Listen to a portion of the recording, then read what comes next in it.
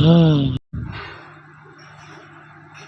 Hello guys, मेरा नाम है दीपांश ए दीपांश रॉयल गेमर। आज की इस वीडियो में हम लोग बात करेंगे shadow fight 2 old war series के एक्ट 6 के बारे में। ये सीरीज का लास्ट पार्ट होगा, इसके बाद कोई पार्ट नहीं आएगा इस सीरीज का, मतलब ओल्ड वॉर का। और इस वीडियो में फाइनली तुम्हें ये पता चलेगा कि एम्परर कौन है। So without any other talk, let's jump into the video.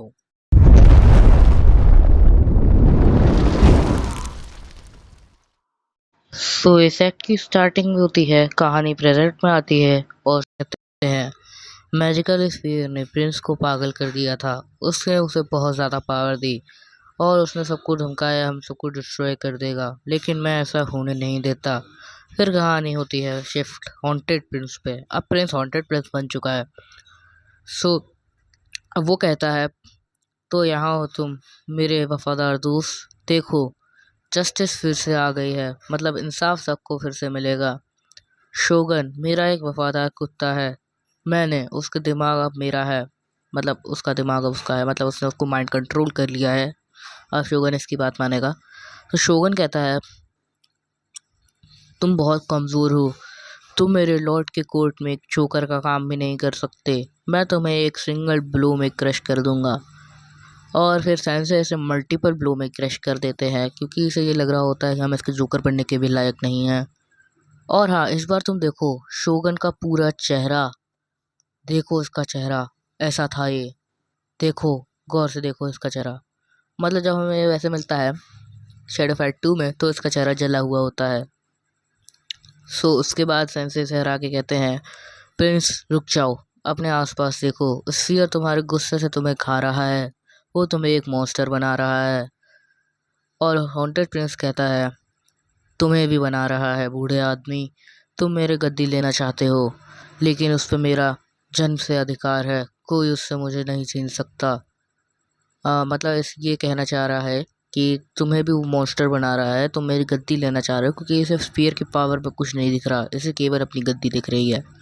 हम ऐसे फाइट करते हैं, इसे हरा देते हैं। फिर आता है एंशियंट। अब जिन्होंने शैडो फाइट 2 खेला है, कंप्लीट किया है, उन्हें पता होगा एंशियंट कौन है। एंशियंट यहाँ आके कहता है टाइम को स्टॉप करके कि तुम सपना नहीं देख रहे हो, मैंने टाइम को स्टॉप कर दिया है, मैं स्टीव फियर को वापस लेने आया हूँ शैडो के पास। और यहाँ पे शैडो से उसका मतलब हमारे गेम के करेक्टर शैडो से नहीं है, ये बात कर रहा है शैडो वर्ल्ड की, जहाँ गेट्स ऑफ शैडोज के पार हम जाते हैं मेई को बचाने के लिए, मतलब गेट्स ऑफ शैडोज के पार वाला रेल, शैडो रेल। वो कहता है इसकी प्रेजेंस यहाँ पे होना एक मिस्टेक थी, जो गेट्स ऑफ शैडोज की इंस्टेबिलिटी की वजह से आ गया थी। उसके बाद सेंसे कहते हैं, रुक जाओ, मेरे पास बहुत सारे सवाल हैं, कौन हो तुम, क्या है वहाँ गेट्स के पीछे, मुझे जानना है।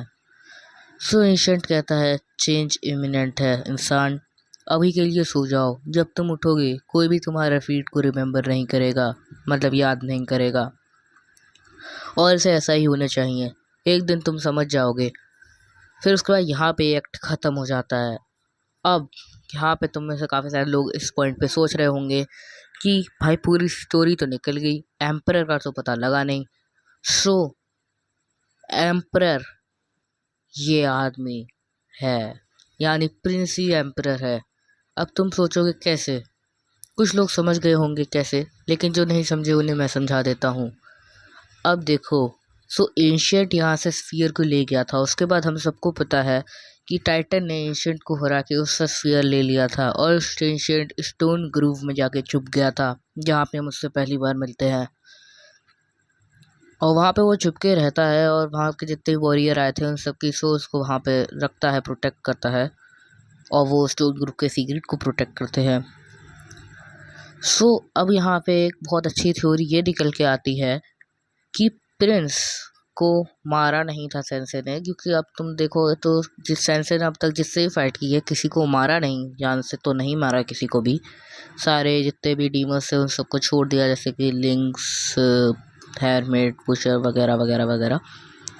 इसको भी मोस्ट प्रोबेबली ज़िंदा छोड़ दिया होगा। जब ये उठा होगा तो उसने देखा होगा मेरे पास फियर तो है नहीं, सो इसने कुछ टाइम तक स्फीयर को ढूंढा होगा। जब इसे गेट्स ऑफ शेडोज के बारे में पता लगा होगा तो ये गेट्स ऑफ शेडोज को खोल के शेडो वर्ल्ड में गया होगा। वहां पे इसने देखा होगा कि यहाँ पे तो टाइटन ही है जो सब कुछ रूल करता है, और ये टाइटन का सर्वेंट बन गया, मतलब ये टाइटन का मोस्ट लॉयल हो गया। क्योंकि अगर तुम देखो तो ये टाइटन का सबसे लास्ट बॉडीगार्ड है, और ये आइवरी सिटी पे दोबारा कब्जा करता है, यानी जो सिटी पे शोगन रूल करता है, जो जल रही होती है वही वाली सिटी। सो इस पे जाके दोबारा कब्जा करता है। अब तुम सोचोगे ऐसा कैसे हो सकता है। अब देखो, इसे चाहिए था स्फीयर, मतलब स्फीयर से इसे पावर मिलती थी, तो इसने कहा पावर तो शायद ऐसे भी मिल सकती है ना, जरूरी थोड़ी है तुम्हारे हाथ में स्फीयर हो तभी तुम पावरफुल बन सकते हो। जिसके हाथ में स्फीयर है उसके अंडर काम करके भी तुम पावरफुल ही हो। ये टाइटन के अंडर काम करने लग गया होगा।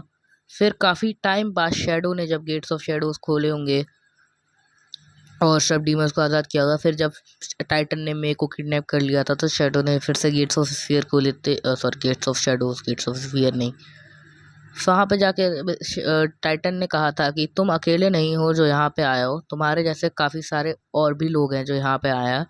तब हमारी फाइट लास्ट में एम्परर से होती है, और एम्परर कहता है कि जब शोगन का सर ज़मीन पे गिरा तो मैंने उसके किंगडम को अपने अंदर ले लिया। मतलब एक बात बताओ, ये भी गद्दी पे कब्जा करना चाह रहा है, वो भी गद्दी को नहीं छोड़ रहा होता है, वो भी हमसे यही सब बातें कर रहा होता है, किंगडम मेरा है, मैं उसे किसी से लेने नहीं दूंगा। मतलब वो ये चाह रहा होता है कि अब दोबारा से मुझसे उसे कोई छीन नहीं सकता, बट हम इसे हरा देते हैं।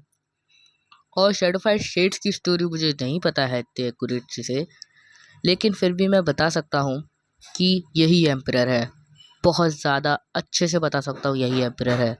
अब तुमने इतना सब कुछ सुन लिया है तो काफ़ी सारे लोग मेरी थ्योरी से एग्री करके होंगे कि प्रिंस इज़ एम्परर। और इसमें एक और चीज़ है, प्रिंस यानी राजकुमार और एम्परर यानी राजा। वहाँ पे जाके ये एम्परर बन गया। अब टाइटन को राइट हैंड तो श्राउड था, लेकिन श्राउड बेसिकली काम तो टाइटन की आर्मी के अंडर ही करता था, और टाइटन की आर्मी को रूल तो एम्परर करता था, इसीलिए वो एम्परर था। फिर उसने आइवरी सिटी का भी एम्परर बन गया, फिर उसके बाद हमने इसे हरा दिया था। और अभी शायद शैडोफाइट शेड्स में ये जिंदा ही होगा, अभी एक्ट आगे का आया नहीं है, पूरा गेम अभी कंप्लीट हुआ नहीं है शैडोफाइट शेड्स का। जब पूरा गेम कंप्लीट हो जाएगा तब हम फाइनली समझ सकते हैं कि क्या ये थ्योरी सही है या नहीं। तब तक के लिए तुम इसी थ्योरी को आगे बढ़ाओ। अगर तुम्हें इस थ्योरी से कोई भी रिलेटेड कुछ भी, मतलब तुम एग्री नहीं कर रहे, तो मुझे कमेंट में बता देना कि तुम्हारी क्या सोच है। By the way,